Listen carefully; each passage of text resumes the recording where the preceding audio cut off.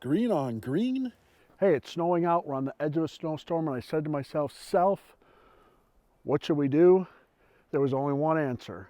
Make a watch video at the front end of a snowstorm. This is our first watch review of 2021. You've landed on a love covenant of wristwatches called Never Enough Time. We love talking watches here. Today we have the CO Model A.5. I have a ton to say about this watch. Let's just get right after it. Across the river there's a woman I know. Sometimes I go there and I knock on her door. I said, baby, baby, baby, let's waste some time. So when we look at this watch from a dimension perspective, if you go to the website, they'll say it's a 41 millimeter case. And the only way I could get 41 millimeters is if I put the caliper above the crown guard here and went sort of diagonal, you do get 41. But I think with the shape, I don't know if you call it a tonneau shape or not really a cushion shape. It's a different style of watch case for sure. I think you need, with these very pronounced crown guards, I think the best measurement for the case is to take it from its widest angles, and that's about 44 millimeters. So I think it wears every bit a 44 millimeter watch, and that's primarily because of the integrated bracelet on this watch. Typically when I do lug to lug, it's a little bit easier. If we take just the case, it's 50 millimeters, right? So right between my two thumbs, I got about 50 millimeters. But when you measure its presence and how you would typically do lug to lug, conservatively, you need to go to the two end links. And there you get about 56 millimeters. And the way this watch sits, you could even measure it, say, from the second end link, thumb to thumb, and then you're getting, in the 60 millimeter range. So you get a much bigger wrist presence than the dimensions of the watch would indicate. And visually also, this is a big watch on your wrist. This watch is 12 millimeters thick. I think on the website they say 11.65. I got about 12.1. Let's split the difference between friends and call it 12 millimeters.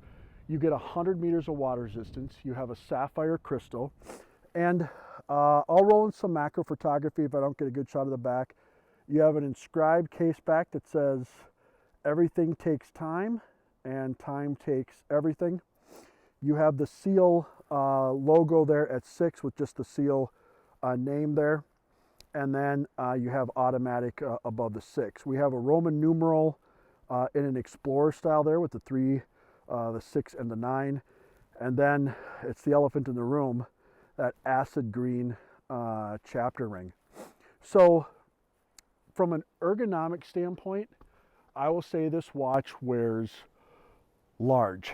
I'll roll in some photos of it on my 8 1/4 inch wrist. That's really a perfect size for this watch, I think. I normally roll in a picture of my wife with her 6 1/4. It just was, her wrist was just a little too small for us to get a decent photo. I think if you size the bracelet down, you're at the extreme sort of small edge of where I think this watch would be wearable at 6 1/4. So I think 6 1/2, in my opinion, is at the bottom. And even at 6 1/2, you would have to decide, do you normally wear big watches? Because this wears even bigger than a 44 millimeter because of the wrist presence of the integrated bracelet. The movement in this watch is a Miyota 90, I think it's 9039, and that is the no date variant of that Miyota movement, which I completely appreciate because this is a no date watch. I do not dig when they do date movements in no date watches and you have the ghost position. I just think that's kind of a lazy way out. And I know a lot of people make excuses for it, say it's not a big deal. I think if I'm paying money for a watch, let's just have it function in a way that makes sense. So I hate the ghost wheel nonsense that's in some watches. So I appreciate them putting the no date variant in here on this watch. In terms of its wearability, I am stunned at how much I love wearing this watch. I unboxed this watch probably 2 months ago, and I've been wearing it almost every day since. And I really wanted to spend some time with this watch. I have not had an integrated bracelet designed watch before, that Casio mod notwithstanding that I did. But This is unbelievably comfortable. And I would say it's probably the second most comfortable watch I've ever worn, right behind the Omega Seamaster Professional that I've done a review on. That watch, to me, I still haven't found one that for a metal bracelet wears better. This, I'm not a metal bracelet guy, but my goodness, this has been so nice to wear. It is so well balanced. And I was surprised because when I took it out of the packaging, it felt really heavy to me. And I thought, you know, how is this gonna really feel? I love it. So I think ergonomically, it's awesome. Now, let's talk about the dial design a second. There are multiple colorways. So if acid green isn't your vibe, they have a very, I would say, sort of traditional or understated explorer style. I think it's called the Michael Knight variant. It's black dial with Arabic 369. And then they have, I think, a funkier like red gold, and I'll roll in some photos. I think California style numeral set. So I'll roll in some photos of those. Sometimes I gotta call my dog. She's running around out here. She loves the snow as much as I do, loves being outdoors as much as I do. So the dial on this watch, and I'm gonna roll in as much macro photography as I can. This is truly one of the special things about the finishing of this watch. The brushing on the handset is I think amazing. I really enjoyed looking at the macro photography on this. The blue sector marks on the dial itself. You have the blue on top of the acid green. You have blue-yellow on the minute markers that go around the outside. You have a very unique and interesting lollipop blue second hand.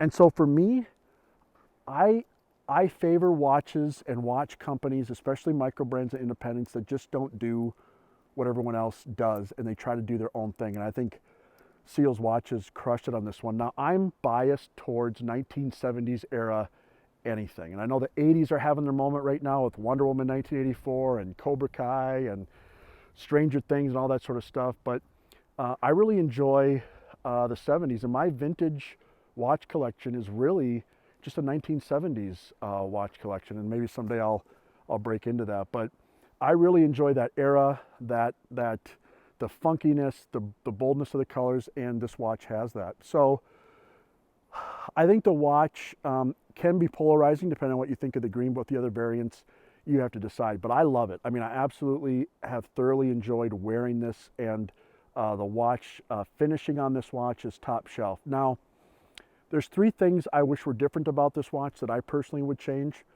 Number one, the bracelet is awesome. The watch and bracelet, honestly, I'd give it an A+ if I was grading it right down to the links here where my thumb is. But from there on, you have push pin links, which I just don't understand that approach when you have all these screwed in, industrial, tough, rugged, just an awesome looking watch in my opinion. And then you end it with push pin links. I don't understand.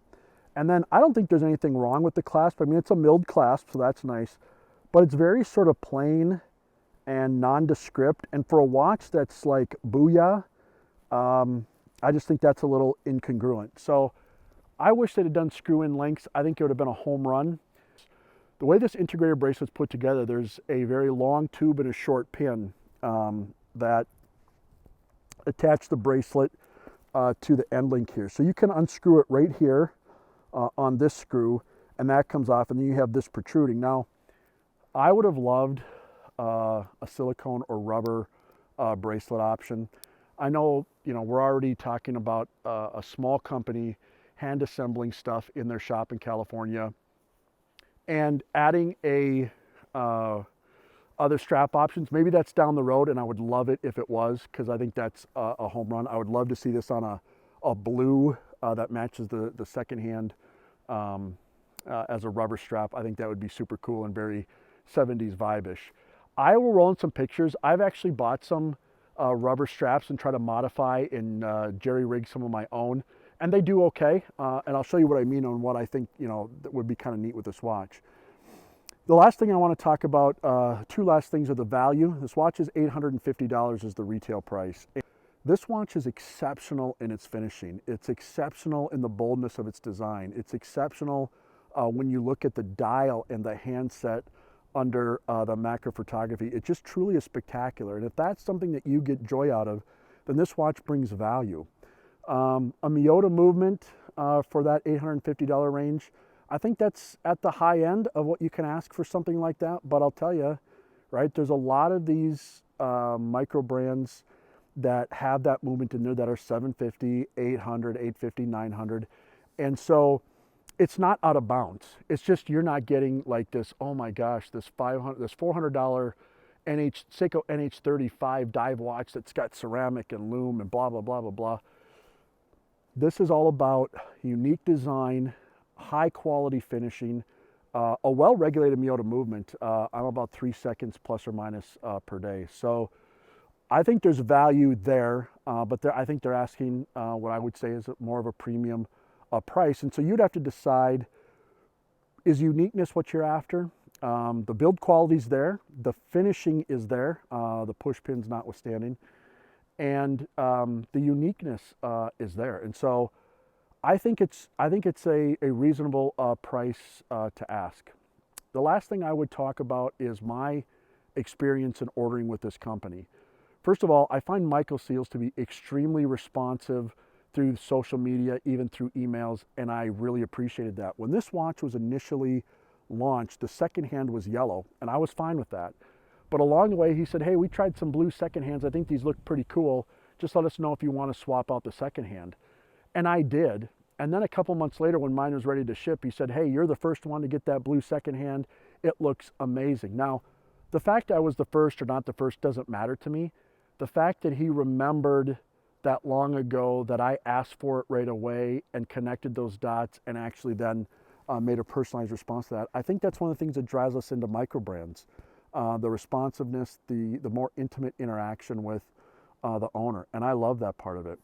Now the pre-order process, I hate anything when companies do this where you got to put half your money up, wait a long time. And then of course, what an awful year to do that with the Black Plague that circumnavigated the world and everything took forever. With manufacturing sites closing overseas. I think Michael Seals is in California. They had some of the worst lockdown nonsense on the planet. So I'm sure it was quite difficult to get the right number of workers in to get watches assembled and put together. So I appreciate all the hurdles it took. It was a very long process. And I think $800 was the pre-order. I think for that $50 discount, I simply would have hung on to my $400 for the year and ordered it when it became available to the public. The other thing, and this is just a customer's feedback, if the Seals Watch Company happens to see that, I think there just needs to be a little bit better timing on how communications are sent out, meeting deadlines in terms of communications. Oftentimes when I go to the website, I would see it's scheduled for launch in May, and then it would simply say it was scheduled for launch in June, and then July, then August. And there wasn't really any emails that would explain that that I can recall. And even emails saying, hey, the newsletter's coming out tomorrow, and then it would be 2 weeks later that the newsletter would come out. And I get it. When your manufacturing's backed up, when you have a bunch of customers' money, when you're making a absolute killer watch and you want to get into their hands, there's things that take priority. I would just then think about setting more reasonable expectations and then actually exceeding those rather than setting tight expectations and pushing them out. So that's just an old man's opinion who used to work in customer service. The Seals Watch Company can take it or leave it. Like I said, I got nothing to do with them. So I'm gonna wrap it up there. I will say, I absolutely love this watch. It is staying in my collection. It's one of the few that I reviewed that actually is gonna stay. I cannot believe how much I enjoy wearing this every day. The color is so unique. The dial finishing is so awesome. I hope you enjoyed this video. We got a ton coming up. We got Stratton, one of my favorite micro brands. We got a couple of models to review there. Hamilton, Tissot, Mito, Chris Ward. We have some vintage Tissot, some vintage Omega. We have Glycine Combat Sub come up. We have about 30 videos scheduled up. We're going to be cranking them out. We love doing this, and if it can snow every day, I would do a video every day. So thanks for hanging out. God bless. Until the next one.